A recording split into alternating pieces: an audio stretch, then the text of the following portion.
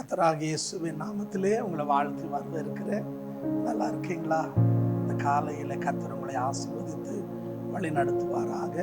என்னோடு கூட பரிசுத்த வேதாகமத்திலே 2 கொரிந்தியருக்கு எழுதின நிருபம் 8ஆம் அதிகாரம் 9ஆம் வசனத்தை தேவ மகிமைக்காக நீங்க வாசித்து பாருங்க.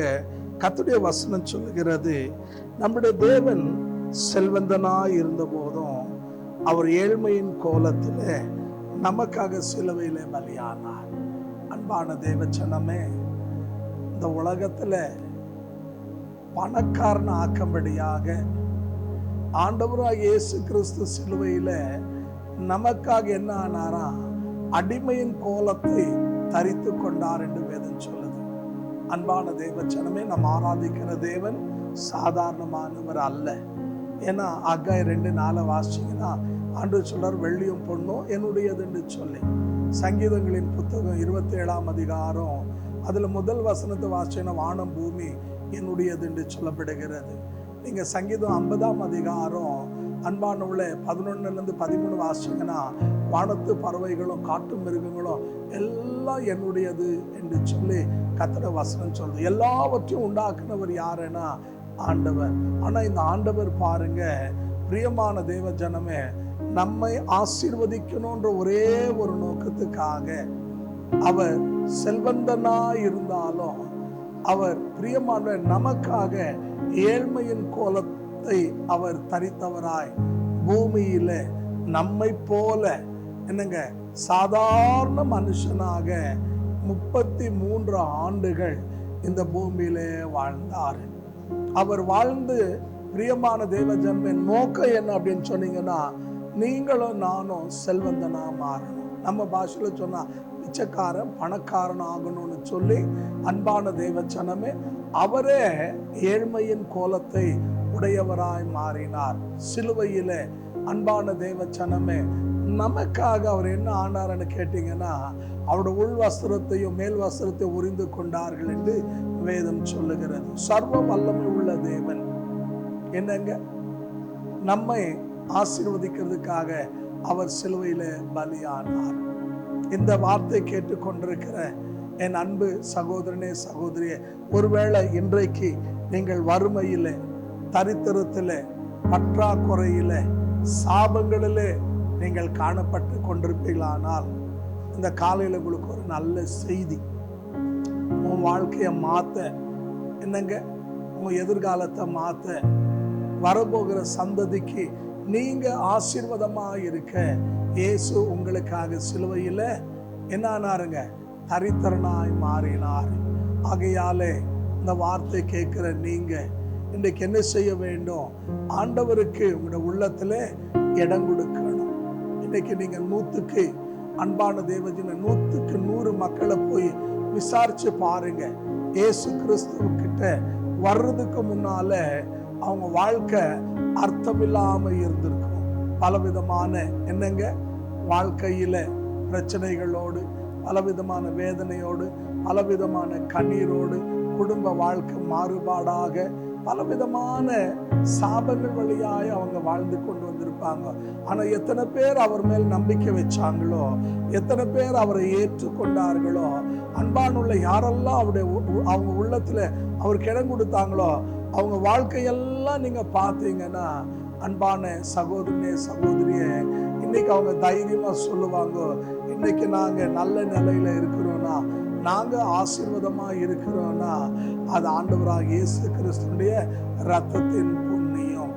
நான் இந்த ஊழியத்தை ஆரம்பிக்கும் போது அன்பான சகோதரனே சகோதரியே, ஒரு 34 வருஷத்துக்கு முன்னால என்னுடைய ஆலயத்துல ஊழியத்துல எல்லா மக்களும் பார்த்தீங்கன்னா கூரை வீட்டில தான் இருந்தாங்க. மழை வந்தா அங்கங்க ஒழுவும். பாத்திரங்களை வைத்து என்ன பண்ணுவாங்க? அன்பான தேவஜனமே, அங்க தண்ணி படுக்கிற இடத்துல விழாதபடிக்கு அவங்க தங்களுடைய வாழ்க்கைய என்ன பண்ணுவாங்க? வாழ்ந்துட்டு வந்தாங்க. அப்படி மோசமான நிலையில இருந்தாங்க. ஆனா இன்னைக்கு நீங்க பார்த்தீங்கன்னா அன்பான தேவஜனமே, 100க்கு 100 எல்லா தேவ ஜனங்களும் இன்னைக்கு ஆசீர்வதிக்கப்பட்டு மற்றவங்களுக்கு கொடுக்கிற நிலைமையில தேவன் இன்னைக்கு அவளை வைத்திருக்கிறார். ஏன்னா ஆண்டுடைய வசனம் சொல்லுது, உபாகமம் 28ஆம் அதிகாரம் நீங்க 12, 13, 14 வசனத்தை வாசிங்கன்னா, ஆண்டு உன்னை கீழாக்காம மேலாக்குவார், உன்னை வாளாக்காம உன்னை தலையாக்குவார். நீ கடன் வாங்க மாட்ட, மற்றவனுக்கு கொடுக்கிற நிலைமையில கர்த்தர் உன் வாழ்க்கையை உன் குடும்பத்தை மாற்றுவார். ஆகையால் அன்பானுள்ள ஒரு நாள் ஒரு சகோதரி வந்தாங்க, என்னை பார்த்து சொன்னாங்க, பாஸ்டர் நான் ஏசாமி கிட்ட வர்றதுக்கு முன்னால என்கிட்ட 2 சாரி தான் இருந்துச்சு. அந்த 2 சாரியை மாற்றி மாற்றி நான் கட்டிட்டு இருந்தேன். ஆனால் ஆண்டவராக இயேசு கிறிஸ்துவுக்கு என் வாழ்க்கையை நான் ஒப்பு கொடுத்தேன். ஆனால் இன்னைக்கு என் பீரோ ஃபுல்லாக சாரிங்க இருக்குது, ஆனால் எதை கட்டணும் எனக்கு தெரியாது. அப்படி மோசமான நிலையில் இருந்த என்ன இன்னைக்கு நல்ல நிலையில் கர்த்தர் என்னை ஆசீர்வதித்திருக்கிறார் என்று சொல்லி, இவங்க ஒருத்தர் இல்லைங்க அன்பான தேவ ஜனமே.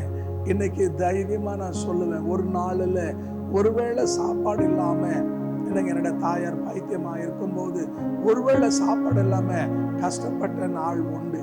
ஆனா இன்றைக்கு இந்த இயேசு கிறிஸ்து சிலுவையில எனக்காக அவர் சாபமா மாறினதுனால, என்ன செல்வந்தனாக்க தன்னை அவர் பலியாக்குனதுனால இன்றைக்கு நான் தைரியமா சொல்லுவேன், கர்த்தர் என்ன கோடி மடங்கு ஆசீர்வதிச்சிருக்கிறார். இன்னைக்கு மற்றவங்களுக்கு கொடுக்கிற நிலைமையில என்னங்க மற்றவங்களுக்கு ஆசீர்வாதமாய் தேவன் வைத்திருக்கிறார். இன்னைக்கு ரொம்ப பேர் என்ன யோசிக்கிறாங்கன்னா, இவங்களுக்கெல்லாம் வெளிநாட்டுல இருந்து வெள்ளைக்காரங்கிட்ட இருந்து பணம் வருது. இந்த வேதத்தை எடுத்து சொல்றாங்க, இது வரைக்கும் ஒரு நாளும் ஒரு வெள்ளைக்காரங்கிட்டையும் போய் என்ன பண்ணலைங்க, கையேந்தல. என் அழைத்த தேவன் உண்மை உள்ளவர். பிரியமான தேவ ஜனமே, நீங்க மத்தேயு 6:8 வாசித்து பாருங்க. நம்முடைய வாயிலிருந்து சொல் பெறவாததுக்கு முன்னாலே அவர் நம்முடைய தேவைகள் எல்லாம் அறிந்திருக்கிறார். இந்த 38 ஆண்டுகள் இந்த ஊழிய பாதையில இதுவரைக்கும் ஒருத்தட்ட போய் கையேந்தபடியாக கர்த்தர் விடவே இல்லை. அற்புதமா, அதிசயமா, ஆச்சரியமா ஆண்டவர் நடத்தி கொண்டு வருகிறார். காரணம் என்னன்னா, அன்பான தேவ ஜனமே, தேவ வசனம் சொல்லுகிறது, நீங்க என்னாகுமோ 23ஆம் அதிகாரம் 20ஆம் வசனம் வாசித்து பாருங்க. இஸ்ரவேலை ஆசீர்வதிப்பதே தேவனுடைய மன விருப்பம். நம்ம நல்லா இருக்கணும்ன்றதாங்க தேவனுடைய விருப்பம். உலகத்துல மனுஷன் எப்போ கெட்டு போவான், எப்போ அழிஞ்சு போவான், எப்போ நாசமா போவான், எப்போ நடுத்தருக்கு வருவான் அப்படின்னு கங்கணம் கட்டிட்டு இருப்பாங்க. ஆனா ஆண்டவராகிய இயேசுவின் விருப்பம் என்ன தெரியுமா? ஏழையா இருக்கிறவன் பணக்காரனாகணும், தரித்திரனா இருக்கிறவன் செல்வந்தன் ஆகணும், ஒன்னும் இல்லாதவன் கோடீஸ்வரனா ஆக்கணும். அதுக்காக தான் அவர் என்ன பண்ணாருன்னா சிலுவையில தன்னை பலியாக்கினாரு. ஆகையால் இந்த வார்த்தை கவனிக்கிற என் அன்பு சகோதரனே, சகோதரியே, ஒருவேளை இன்றைக்கு நீங்கள் வறுமையில, பற்றாக்குறையில, சாபத்துல இருப்பீர்களானால் இன்றைக்கு ஒரு தீர்மானம் பண்ணுங்க. ஆண்டவரே, உங்களோட வார்த்தையை கேட்டோம், நாங்க செல்வந்தர்களாக நீர் எங்களுக்காக சிலுவையில ஏழ்மையானீர் என்று சொல்லி, ஆகியால் எங்க வாழ்க்கையில் இருக்கிற வறுமைகள், பற்றாக்குறைகள் மாறத்தக்கதாக எங்களை நாங்கள் உமக்கு ஒப்பு கொடுக்கிறோன்னு சொல்லி இருக்கிற இடத்துல நீங்க தீர்மானம் பண்ணுங்க.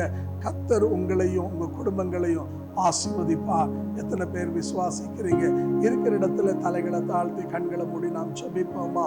எங்களை கிருபையாய் நேசிக்கிற நல்ல ஆண்டவரே, சமீபத்திலும் தூரத்திலும் இந்த வார்த்தை கவனிக்கிற என் அன்பு தேவ ஜனங்களுக்காக ஜெபிக்கிறோம்.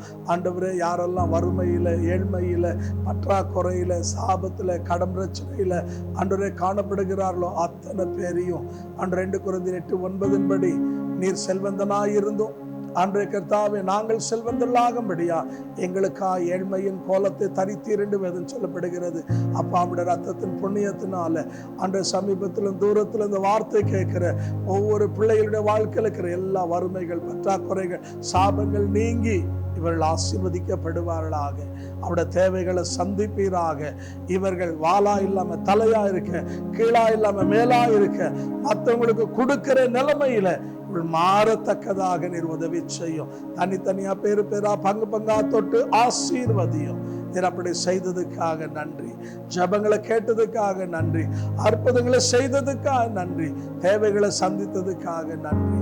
இயேசுவின் நாமத்தில் பிதாவே, ஆமென். கர்த்தர் உங்களை ஆசீர்வதிப்பாராக. இந்த வார்த்தை கேட்டுக்கொண்டிருக்கிற நீங்க இன்னும் ஆவிக்குரிய வாழ்க்கையில வளரணும்னா எங்களுடைய தொலைபேசியுடைய எண் டிஸ்பிளே ஆகிக்கொண்டிருக்கிறது. நீங்கள் எங்களுக்கு தொலைபேசியின் வழியா அணுகலாம். ஜெப குறிப்பு இருந்தால் தெரியப்படுத்தலாம். நாங்கள் உங்களுக்காக தொடர்ந்து ஜெபிக்கிறோம். தேவன் உங்களை ஆசீர்வதிப்பார்.